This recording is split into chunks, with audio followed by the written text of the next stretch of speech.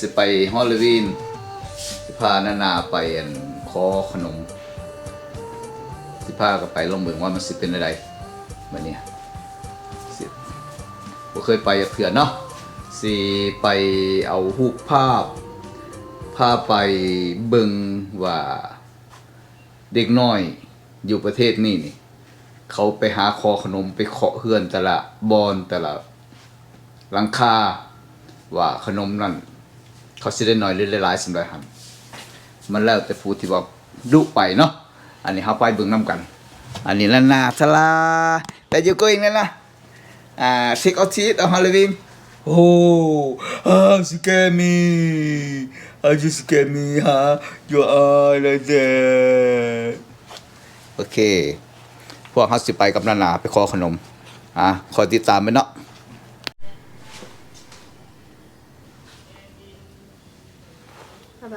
ไปใส่นี่เทคออทิตบ่ไปชิโรชิโอเคนาไปเทคออทิตnow ตานาไปเทคออทิตบ่เชิญshut the window lock the door ไปเทคออทิตมื้อนี้วิทย์ไปกับคาริแลกเลยเอาคาริแลกไปมื้อนี้อันนี้No, not the Honda. Get the Cadillac. โอเคไปพบกันว่ามันยังสิเกิดขึ้นว่าเห็นยังมื้อนี้เบบี้ตัวนี้สิพาเข้าโคโลไปเนาะโอเค come on เปิดประตูโอเคไปเข้ามาแล้วเข้าโคโลเอาอันนี้ออกก่อนโอเคบ้านเฮาสิไป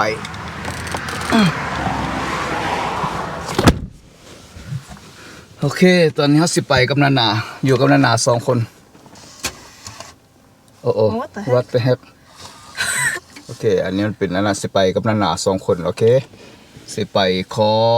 ขนมสิได้หลายบ่ขนมนี่นะโดยได้หลายเท่าใดบอกภาษาลาวดู100โอ้100โอเคเขาว่า100สงสัยได้ 2-3 คนบ่จักโอเคLet's go ไปปีนี้ฮอลลีวีนนั่นมันบ่คือแต่ละปีไอ้น้องปีนี้มันจะเงียบแต่ก่อนนี่แต่ละเฮือนแต่ละบอนแต่ละสถานที่นี่เขาสิdecoration หรือว่าเขาสิตกแต่งบ้านเขานี่โอ้สวยงามหลายแถวนี่ละเขตนี่ล่ะปีนี้นี่สิบ่มีหลายนะเพราะว่ามันเรื่องโควิดนี่แหละไอ้น้องพวกโควิดนี่แล้วก็สิบ่มีหลายปานใด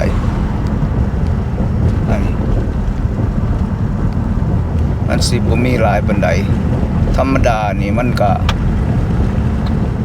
ก็มีแน่ละธรรมดานี่ธรรมดาแต่ละเฮือนตกแต่งเนี่ยนี่ปีนี้เงียบไอ้น้องบ่ได้ตื่นเต้นปานใดบ่มีตื่นเต้นได้น้องเด้อบ่ได้ตื่นเต้นแถวนี้แต่ก่อนโอ้สิเบิ่งได้ไอ้น้องความเขาแต่งความสวยงามของพวกฮาโลวีนแต่ละปีนะมันสิงามขนาดแต่ละเฮือนแต่ละบ้านแต่ละซองอันนี้ถ่ายให้เบิ่งเด้อเป็นนี่สิบ่คึกคืนและสิบ่ตื่นเต้นปานใดแต่ว่ามีอยู่บางเฮือนเขาก็เฮ็ดอยู่แต่บ่สมบูรณ์แบบปานใดไอ้น้องอันนี้ก็มีอยู่แต่ว่าบ่อยากปานใดเด้อไอ้น้องในแถวนี้เด้อตอนนี้พวกเฮาอยู่พาร์กิ้งโอเคบอนจอดรถกำลังเข้ามาหลายๆคันเพราะว่าตอนนี้บอนคนเชิดเขาจะอยู่โอเคไป let's go where we walk I walk wherever you walk go that side same okay go okay ไป this way go whatever go you go I don't know how to go โอเคพวกเขาสิไปละไปไกลๆละเป็นโอเคออกจากนี่ไปบ่อนจอดรถเขาโคโลอยู่นี่ไอ้น้องสิพานาไปขอขนมเด้อโอเคตัวนี้เขากำลังเอาลูกเอาหลานมาคัสตอมเห็นปะกำลังเบบี้เขาเซไปเฮ็ดโอเค but I don't know maybe go straight there or no no the custom I hate it มันโตใหญ่ๆเพราะมันเป็นกลางคืนน่ะนี่นะอะไรนะสิว้าว so cool so big มันยากไอ้น้องตอนนี้มากับนานาสองพ่อลูกอันนี้สิไปฮอลลีวูดนะตอนนี้ลูกเขาร้านเขาอันนี้เข้าใจเขาให้ลินฟรีบ่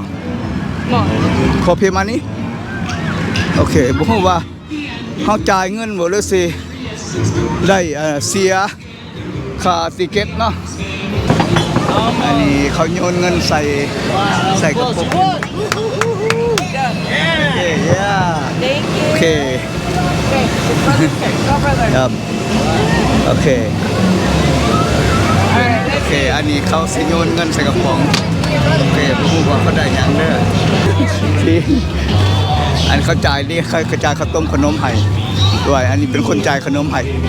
โอเคแล้วเป็นพวกที่เขาโยนหมักบานของดินของอันเบิ่งเด้ออันเครื่องดินของอันพวกอันคนเด็กน้อยอยู่คนนี้ล่ะโอเคอันนี้โยนบานใส่มะกระทังนะฮะอันนี้เป็นพวกของงานเด็กน้อยเขาต้มของฮอลลีวูดน้อยน้องเนาะอันนี้เขาเสียลูกเขาไปใส่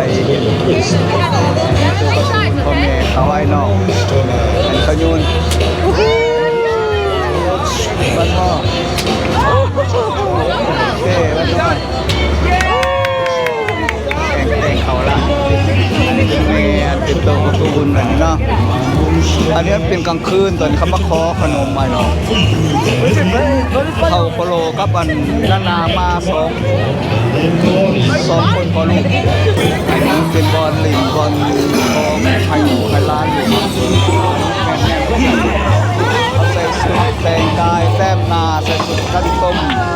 อันนี้บอลไทยอันน่ะไอ้ยังก็อันน้ำตาลปั่นเนาะเคย I would like to bid everybody this evening on this Halloween evening. Good evening, everybody. Welcome, welcome one and all to Movement Church ซื้อวัวลูกท้ายนี่บอกเข้าใจเด้อโอ้พอโดนิสตันแคนดี้ Hey guys, we've been gone for a little while, but guess what? ท่อน We're แคนดี้ back. ตัวว่าเขาต้นแคนดี้ตัวว่าขนม Let's make some noise out there. That's ปั่น right. อะไรไปปั่นเฮา Hi. And a little bit of that, and I'm gonna give it a shot with English and Spanish. My Spanish is horrible, but I'm gonna give it a shot anyway. Bienvenidos todos, bienvenidos aquí a Movement Church. That's only อันนี้เขาให้บอลจ่าย ¿Sabes qué? ¿Por qué le cambiaron el nombre? Porque ค่าอาหารบ่รู้ว่ากินข้าวหรือว่าเป็นยังไงล่ะอันนี้บอลซื้ออาหารบอลเขาเลี้ยงไล่เข้าไปเนาะเลี้ยงไล่เป็นตัวนี้อันนี้ก็สิมีหยังเขาสิมาจ่ายเงินอยู่แล้วเนาะจ่ายเงินจดซื้อเขาสิกินหยังมันเป็นน้ำผ้าเป็นขนมเป็นเสียบเป็นหยังเขาอันเขาขายให้คนมาเที่ยวอยู่นี่ล่ะอันนั้นเป็นบอนปิ้งย่างของเขาเจ้าเป็นเกลียวไอ้น้องโอเคอันนี้เป็นบอนเกลียวเป็นเกลียวเป็นเกลียวโอเคหอมกุ้งอันนี้เขาซื้อลาบเบอร์เกอร์อยู่หันเขามาใส่ให้มาใส่เครื่องอยู่นี่เป็นแคทซอปเป็นยังอยู่นี่ไอ้น้องแล้วก็เฮ็ดแล้วก็กินเองเฮ็ดเองใส่เองอยู่นี่แปลว่าเขาป้าให้เฮ็ดอยู่ละเที่ยวอันนี้พากันมาหลินเนาะมื้อนี้เนาะเห็นอันนี้บอลลินบอลเที่ยวของมันของอันนี้มันเป็นเชิดเป็นโบสถ์พระเจ้ามันเป็นแบบว่าHi อันนี้เขาใส่ไว้นะแต่ว่านาสิโบเห็นนาพูดนาไม่ใส่ละเดี๋ยวนี้เขากำลังซื้อกระตาเขาต้มขนมบางเกือคนย่างไปย่างมาเขาหิวเขาบอกได้ว่าไปเจอเขาหิวละเขาโลเขาหิวน้ำเลยเขาใส่สักเติมเขาถือปืนกับปืนนั่นน่ะเป็นดีเจเก็บมีบอลเดียวร้ายเนาะเฉพาะเด็กน้อยอย่างเดียวอย่างที่สาวลูกออนไลน์เราอยู่ในเนาะให้เป็นสักครั้งกันเนาะให้เป็นสักครั้งโอเค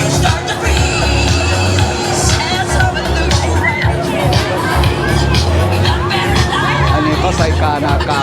กผีโอเคมันเป็นมือฮอลลีวีนเป็นมือผีออกโอเคบอลนี้มันสิบอลมืดๆในเนื้อนึงผมว่าเขาเห็นยังบอลที่ว่าเป็นผีโอเคคำว่าเบิ่งว่ามันเป็นอะไรสิเห็นบ่แต่ว่าสิบ่ค่อยเห็นก็ได้อย่างนี้จะด่างน้อยหน่อยนะ Alright, who's next? เราว่าแม่นไผต่อไปโอ้อันนี้เจ้าร้ายเขาได้แล้วว่ะโอเคมันอ้อมแค่นี้อ้อมแม่นเป็นหลายอ้อมแต่ว่าบอลจอดรถหันอยู่พูดอยู่ไฟตัวพุ่น2-3ไฟบอลจอดรถพุ่นล่ะเป็นยางมาไก่เติบเนาะบอลก้นรถฮาร์ดสิอาจจะบ่เห็นคักปานใดเพราะว่าคนกำลังเริ่มมาละตอนนี้โอเคจะหน่อยเบิ่งไปน้ำกันเรื่อยๆไอ้เนาะโอเควันนี้เท่าโคโลก็จะได้ไปเบิ่งอีกคนนึงว่าเขาเห็นในไหนเนาะเราไปเก็บเอาบานไปเล็กน้อยตีบานโอเคมอนี่เทิร์นโอเคดีแล้วก็สิจับใส่หัน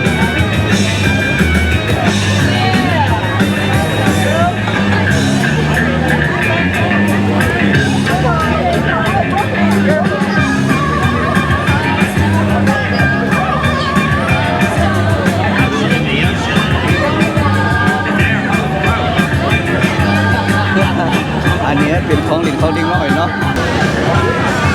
เป็นบอกผู้เฒ่าก็ผู้เฒ่าเขาก็อันนั้นเด้อไอ้น้องเด้อผู้เฒ่าเขาก็ใส่สุดคอขนมเขาพาลูกพาหลานเขาผิด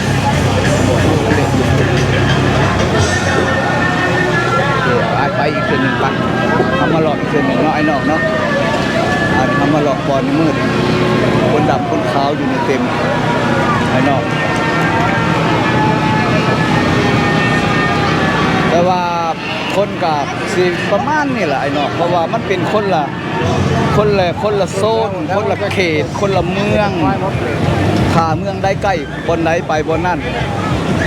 เพราะว่าเขาไปเห็นถูกจุดหละไอ้น้องเห็นถูกจุดถูกแบบถูกที่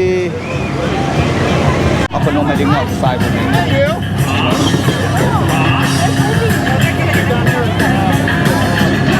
เราหมักเอาขนมมาดึงหน่อยไอ้น้องแต่ว่ามันก็เป็นสุดเป็นแบบเนาะอันนี้มันเป็นบุญบ้านเขาแต่ว่าบ่มีเด้ออันนี้เด้อบ่มีแบบส้มตำมันตำมะพุงปิ้งไก่ข้าวเหนียวบ่มีอยู่บ่มีเด้อบ่เห็นเขาบ่ขายข้าวเหนียวส้มตำปิ้งไก่อยู่นี่ไอ้น้องแต่ว่าตัวนี้ส้มเหนียวข้าวเหนียวบักคลามหันบ่มีแต่ว่างานเนี่ยมันเป็นแบบว่าใหญ่เติบอยู่แต่ว่าอันนี้ฮัก6 โมงแรง7 โมงนะ6 โมงครึ่งคนกำลังเริ่มออกจากบ้านเข้ามาไอ้น้องโอเคแปลว่าให้ติดตามไปอีกคืนหนึ่งเนาะ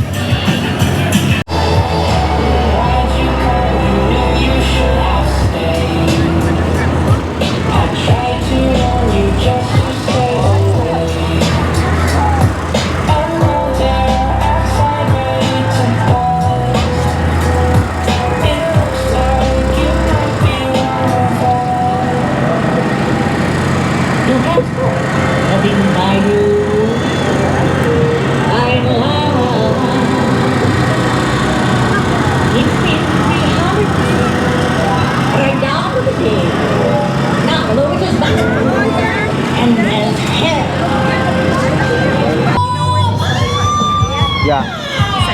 ฮะ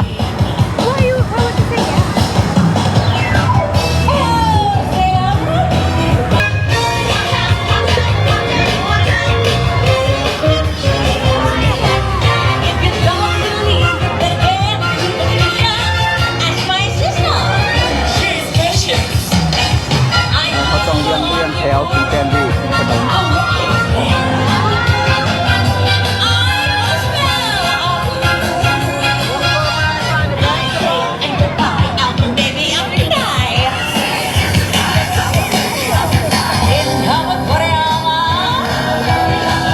ไอ้น้อง Yeah, we gotta have a little line dancing out here. So if you come on down, do some little cha-cha slide. And if you can't come on down, or if you don't want to come down, do it right where you're at. We'll have a gigantic.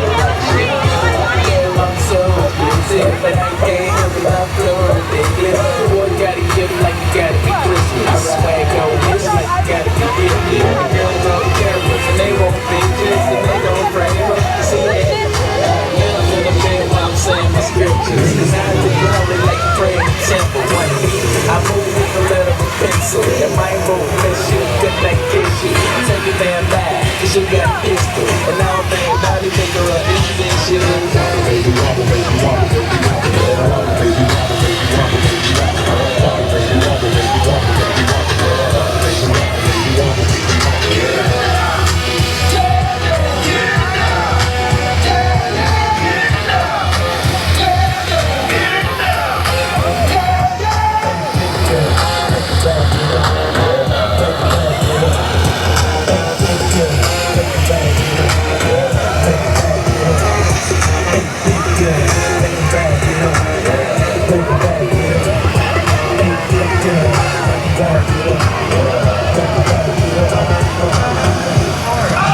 If you can hear me, make some noise!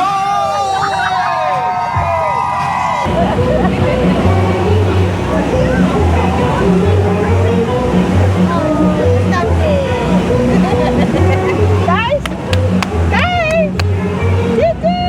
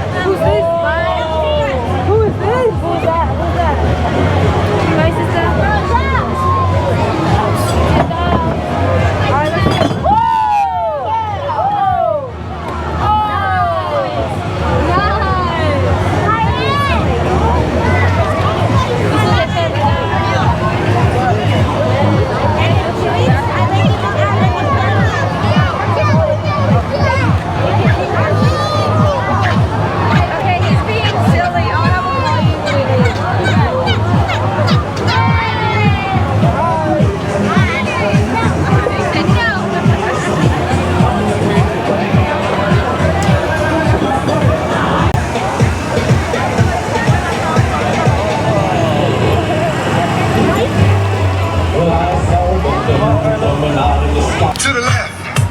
Take it back now, y'all. One hop this time. Right foot, let's stomp. Left foot, let's stomp. Cha-cha, real smooth. I'm watching you over here. Turn it out. Let's see some cha-cha slide over here. Take it back now, y'all. One hop this time. Right foot, let's stomp. Left foot, let's stomp. Cha-cha now, y'all. Now it's time to get funky. To the right now. To the left.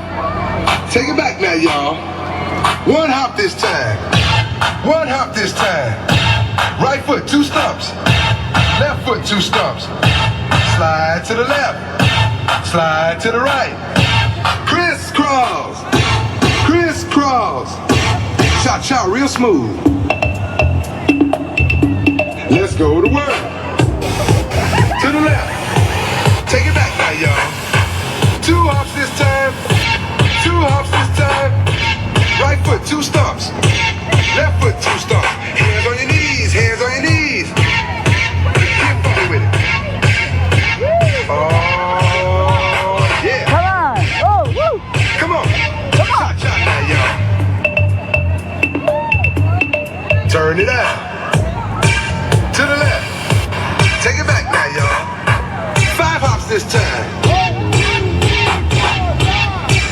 let's stop.